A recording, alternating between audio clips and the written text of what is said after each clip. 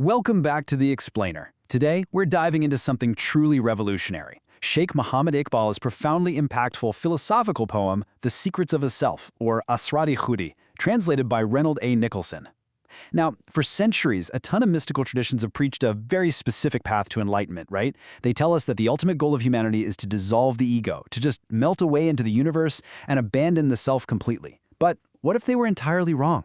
What if the actual path to human perfection isn't about destroying the ego at all, but rather about making it as strong and undeniable as possible?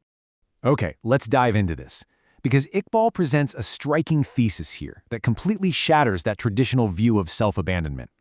He flat out argues that the moral and religious ideal of man is not self-negation, but self-affirmation. He's basically saying, hey, we shouldn't be running away from the world or trying to erase our individuality. Instead, the more individual and unique we become, the closer we get to our absolute highest potential. He is taking direct aim at philosophies that treat the self as just an illusion, declaring instead that selfhood is literally the most vital reality we possess.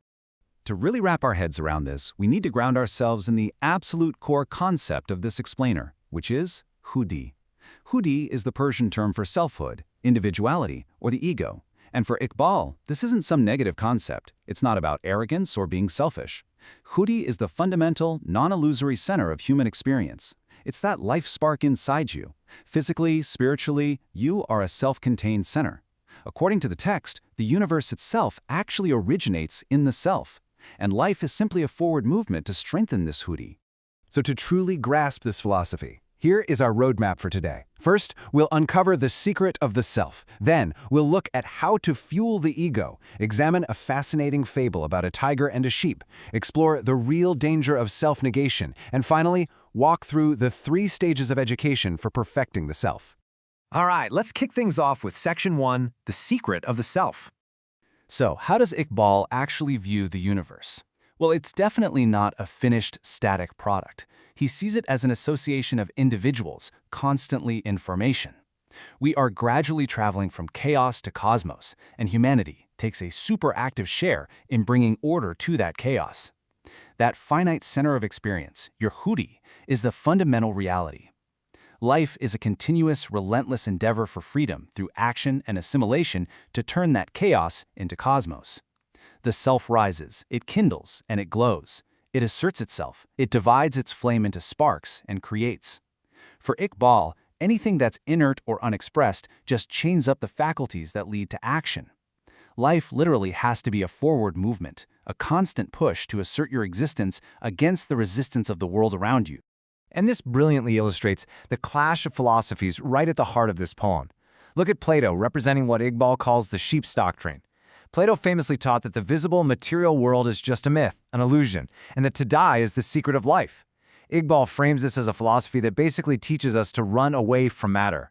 Now, contrast that entirely with Iqbal's fiery, dynamic philosophy of action, where life is an endeavor for freedom and assimilation. He strongly argues against this opium-steeped world of Platonic ideas, insisting that we absolutely must not shy away from the material universe but master it. Moving right along to Section 2. Fueling the ego through desire.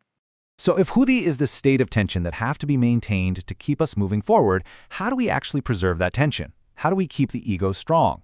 According to Iqbal, the answer is having a purpose. The self-state of tension is entirely fueled by our desires. I mean, just listen to this incredible poetic imagery. Desire is a noose for hunting ideals, a binder of the book of deeds. He explains that desire, which he often refers to broadly as love or ishq, in a spiritual sense, is this relentless drive to assimilate and absorb. When you form wishes and passionately pursue them, you individualize and fortify yourself. Without desire, the text warns, our pinion breaks and we simply cannot soar.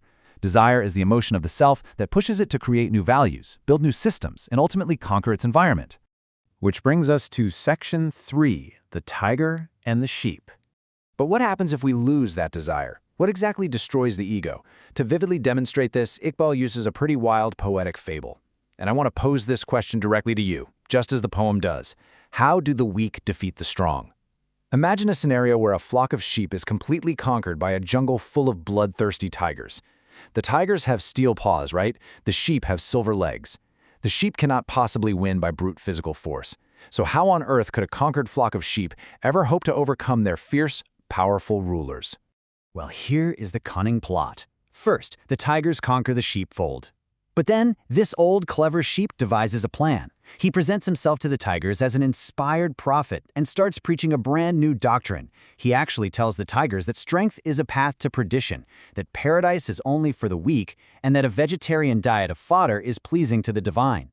And the tigers, tired from their struggles and looking for a bit of luxury, they actually swallow this soporific charm.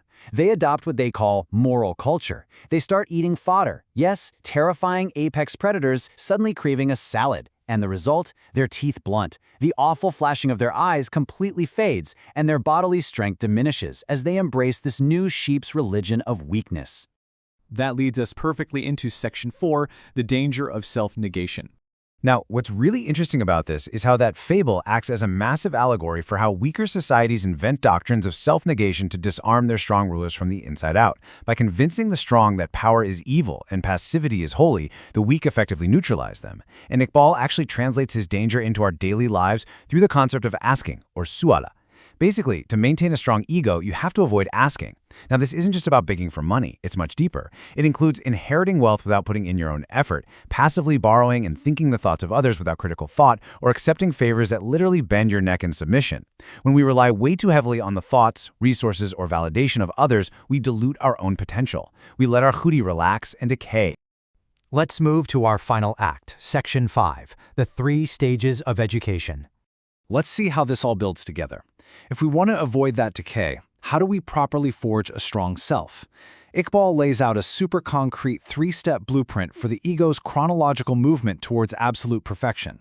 The journey starts with obedience to the law, then it moves into self-control, and finally it culminates in what he calls divine vicegerency. This is the ultimate path to becoming the completest ego, a master of both yourself and the world around you. Let's break these stages down. First up is obedience, perfectly illustrated by the metaphor of the camel. Just like a camel patiently bears its heavy burden and toils through the harsh desert, the self first has to learn discipline and submission to structural laws. Next up is self-control, which is all about holding the halter of that camel. This means conquering your own earthly fears, fear of death, fear of poverty, even the love of riches. Because think about it, you cannot command the world if you cannot command yourself, right? And finally, we reach vicegerency. Wearing the metaphorical crown of Solomon, this ideal man executes command on earth. In him, thought and action become one. He doesn't retreat from the world. He reshapes the ancient carpet of existence, bringing a whole new world into being through the sheer power of his realized self. So, the crucial point is this. Iqbal's philosophy demands action, it demands tension, and it demands relentless self-affirmation. He leaves us standing right at a crossroads, which is perfectly summarized by this provocative question. Will you let yourself melt away into the universe, succumbing to the sheep's doctrine of weakness? Or will you build your khudi, cultivate your desires, and absorb the universe into yourself? The choice is entirely yours. Thank you so much for joining me on this explainer, and I really hope this leaves you energized to forge your very own path of self-affirmation.